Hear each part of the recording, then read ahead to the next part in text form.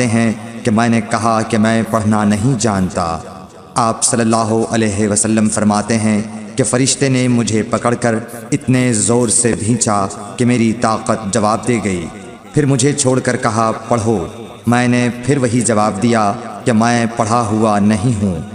اس فرشتے نے مجھ کو نہایت ہی زور سے بھینچا کہ مجھ کو سخت تکلیف محسوس ہوئی۔ پھر اس نے کہا کہ پڑھ۔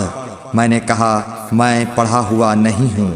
فرشتے نے تیسری بار مجھ کو پکڑا اور تیسری مرتبہ پھر مجھ کو بھینچا، پھر مجھے چھوڑ دیا اور کہنے لگا کہ پڑھو اپنے رب کے نام کی مدد سے جس نے پیدا کیا اور انسان کو خون کی پھٹکی سے بنایا۔ پڑھو اور آپ کا رب بہت ہی مہربانیاں کرنے والا ہے۔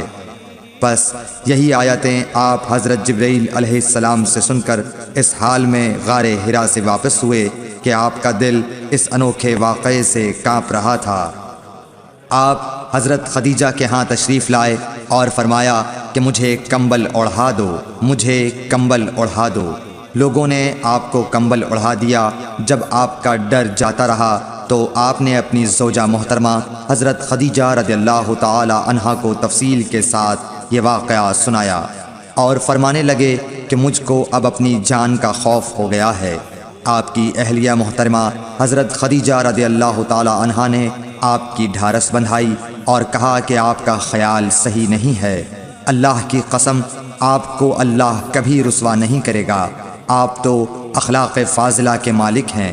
آپ تو کنبہ پرور ہیں، بے کسوں کا بوجھ اپنے سر پر رکھتے ہیں، مفلسوں کے لیے آپ کماتے ہیں، مہمان نوازی میں آپ بے مثال ہیں اور مشکل وقت میں آپ امر حق کا ساتھ دیتے ہیں۔ ایسے اوصاف حسنہ والا انسان یوں بے وقت ذلت و خواری کی موت نہیں پا سکتا۔ پھر مزید تسلی کے لیے حضرت خدیجہ رضی اللہ تعالی عنہا آپ کو ورقہ بن نوفل کے پاس لے گئیں جو ان کے چچا زاد بھائی تھے اور زمانہ جاہلیت میں نصرانی مذہب اختیار کر چکے تھے اور عبرانی زبان کے کاتب تھے۔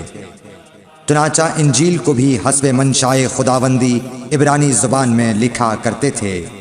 انجیل سریانی زبان میں نازل ہوئی تھی۔